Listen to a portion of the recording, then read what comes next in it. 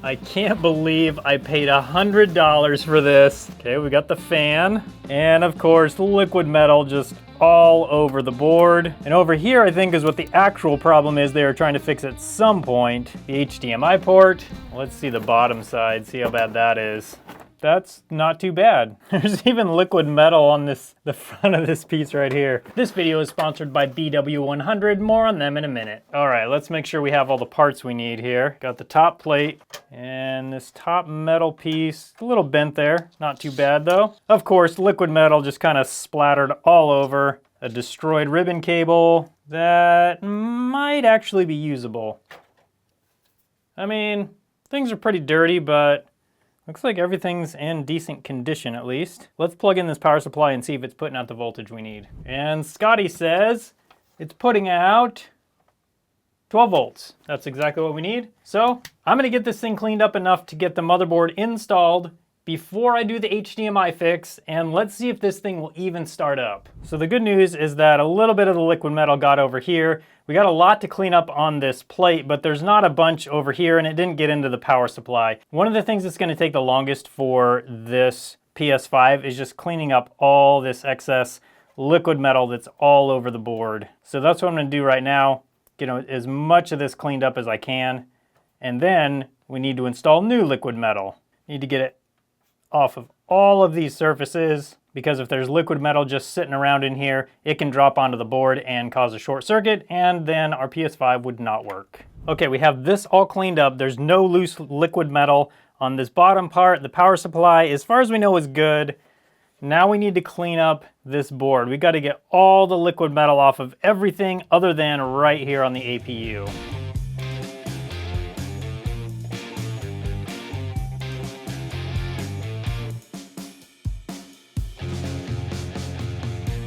Now we have this board cleaned. There's a couple problems I found on the underside though. We're missing a couple components right there, and we're missing one component right there. So before we try and power this on, we gotta replace those. So let's get that done, and then we'll try and power it on and see if it will even power on.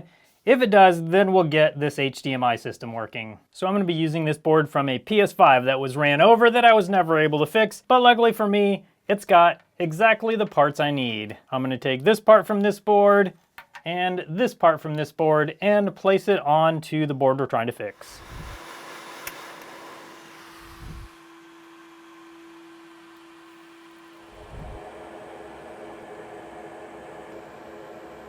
Now that we have this capacitor, and these two capacitors down here replaced, we can fit this into the PS5 and see if it's gonna start up, and if it does, then we'll get to fixing this whole HDMI mess. First, I'm going to install the perfect amount of liquid metal. We just need a little bit on there right now just to kind of get us started. Then I'm just going to come in and rub that in really good. Okay, and there we go. Now we'll add quite a bit more. Okay, and that's how much we need for now. Once we see whether this thing's gonna work or not, we can come in and add a little bit more. But the more we have on here, the messier it can potentially get. So I just wanna have just enough on to test it. Okay, and plugging it in. Hopefully nothing explodes. Okay, good so far, but doesn't have any power. I used to never buy electronics cleaner because it seemed like no matter which brand I bought, it never really did what it said it was gonna do. That's all changed now thanks to BW100. BW100 is safe for all electronics, it's non-flammable, and it evaporates super quickly. And even better, it's also safe for plastics. We all know a lot of electronics companies have a problem with their analog sticks. A lot of times gunk just gets built up in them, and that makes them drift. Unless those analog sticks are completely worn out, BW100 works great to get them working again. I've used it on PS5 DualSense controllers, Joy-Cons, PS4 controllers, and Xbox controllers. But it's also great for things like VR controllers and drone controllers. But I don't just use it for controllers, you can also use it for motherboards that have any sort of dust or dirt or even liquid damage corrosion. It's suitable for all electronics from cars all the way to game consoles and controllers. I highly recommend BW100 for all of your electronics cleaning needs. I'll put a link right in the description that'll take you right to it. Have any power? No it doesn't. No power to the fan, just no power anywhere. So let's do a couple checks real quick and see where we're getting power and where we're not getting power. See if we have power in, 12 volts in. I mean, that's good news.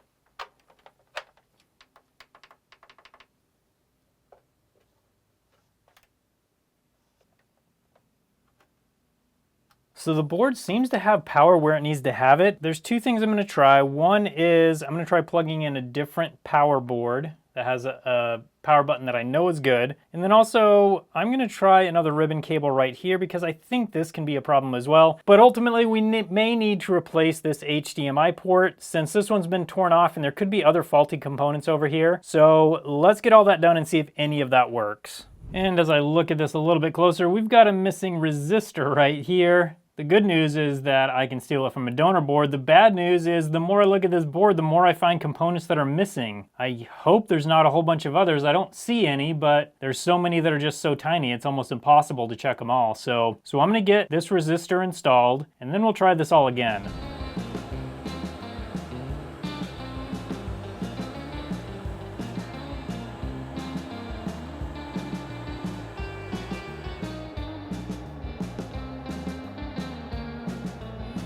And now let's plug this cable back in.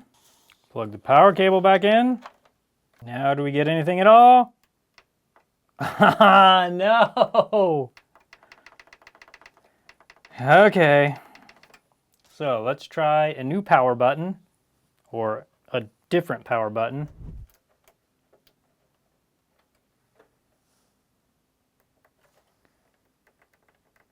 And nothing. Bummer. And now I'm going to plug another USB board in here. I'm not sure if that's going to do anything for me, but this ribbon cable is not in good condition, so let's just try it. It's an easy thing to just plug in real quick and see what happens. Okay. Now that's installed. I'm going to unplug it, let it kind of reset, or let the capacitors drain down. Okay, come on. Still nothing. Okay, I think what we need to do next is replace this HDMI port and make sure the HDMI system is in good condition, and we can try it all again. And here we are under the microscope, and you can see each of these little brown pads. That means that the entire circuit board has been ripped away from that area, which means once we install the new port onto this board, we're going to have to run little traces onto each one of these that are ripped off. We don't have to run traces to these ones that are just for ground anyway, but we do have to run traces to all these ones that connect to the board. So let's get this port installed, and then the fun begins. What I need to do now is go through and scrape away some of the solder mask. The solder mask is this green material that covers over the actual copper trace. And I need to scrape that away so I can connect a wire to it. And actually, now that I think about it, this one's just fine. I don't need to do that over here. I need to do that on these ones where the pad has been torn away from the board, like this one right here. So we'll scrape away the copper or the solder mask from this one, just like this. There we go.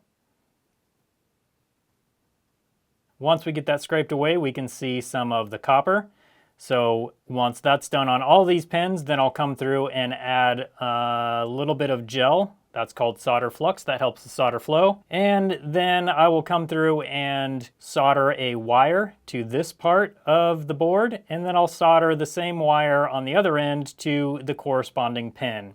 I have to do that with each of these pins. So we'll show how to do this first one, and then the rest of these I'll probably do off camera. And then once that's done, then we can test it again.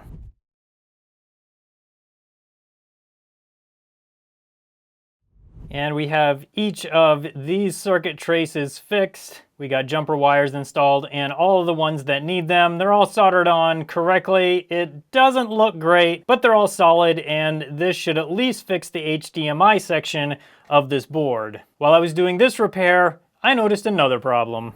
All of these little black arrows indicate a missing component. So as I was looking at this board, the more I looked, the more things I found missing. We've got 1, 2, 3, and I think there's another one somewhere, 4 right here. So those are the 4 that I've noticed so far. I'm gonna get these components replaced using components from our donor board. Hopefully there's not any more, but on this board, the more I fix, the more I find that needs to be fixed. So hopefully after this, we'll be done fixing, and if we're lucky, it might power on.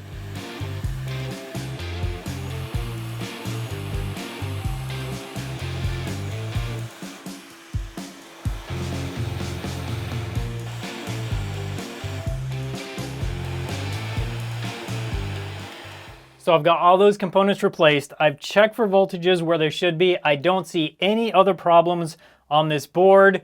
So let's try to power it on and see if it'll work. Here we go. Are you ready? That was like hours worth of work. Just the HDMI port was probably at least an hour. So I really hope this works. For $100, did we fix it? No. Bummer. Well, the good thing is we know we have a good power supply. That alone is worth more than $100. So I definitely didn't lose money. I really was hoping to fix this one, but unfortunately, this one is just not fixable. If you want to see me try and fix a PS5 that was run over, I'll put a link to that up on your screen now so you can come hang out with me over there and see if I can fix that one. Thank you again to BW100 for sponsoring this video. If you want to try it out, I'll leave a link right in the description that'll take you right to it. Thanks again for watching today, and I hope you have a good one.